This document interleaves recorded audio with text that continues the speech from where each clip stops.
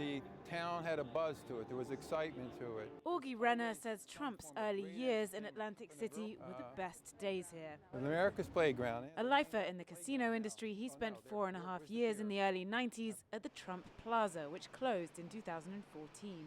He was an excellent leader, an excellent boss. He picks the very best, most knowledgeable, most talented people. The Trump Plaza, the Trump Castle, the Trump Taj Mahal. In the 90s and early 2000s, the Trump name was everywhere in Atlantic City. Now this is all that's left of Donald Trump in Atlantic City, his name on the Taj Mahal casino. It's actually now owned by billionaire Carl Icahn, who struck a deal with Trump to keep the name. So while Donald Trump no longer owns or operates any casinos here, his Atlantic City legacy has been fair game on the campaign trail. Made a tremendous amount of money in Atlantic City. He believes we can treat the U.S. economy like one of his casinos. Trump's 3 casinos led to 4 corporate bankruptcy filings, Fitch Ratings even labeling them serial filers in a report 3 years ago. Almost every hotel in Atlantic City has either been in bankruptcy or will be in bankruptcy. Trump says his casinos were part of a general decline in Atlantic City's gambling industry. Many here say that is only part of the story. And the big one, of course, was Pennsylvania legalizing it and then New York State. And once the regional competition became, everybody in town started feeling the pain. But other properties were better capitalized than Trump. Look again at that Fitch report. The reason for the bankruptcies, it says, unsustainably high leverage. Basically, too much debt.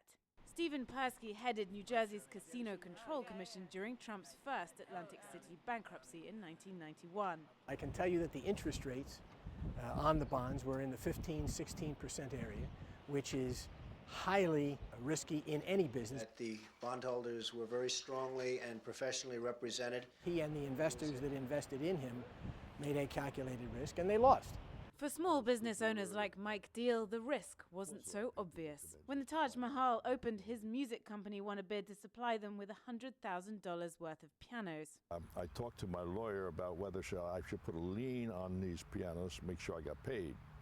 And my lawyer said, "Oh, you're doing business with Donald Trump. Don't worry about a thing." So after several months waiting for his money, he got a letter from the casino. And it said, "We have financial problems, and we have 3 choices to give you. You can either accept 70% on the dollar, you can wait till the casino makes enough money to pay for it, or you can get together and put us into bankruptcy." He took the first option, losing $30,000. CNN's reached out to the Trump campaign several times asking about these claims and hasn't heard back. He left Atlantic City with so many empty hands out that he owed money to. He has never once, from then until now, accepted any degree of responsibility. In a town where fortunes come cheap, his legacy continues to divide opinion. Clare, Sebastian, CNN Money, Atlantic City, New Jersey.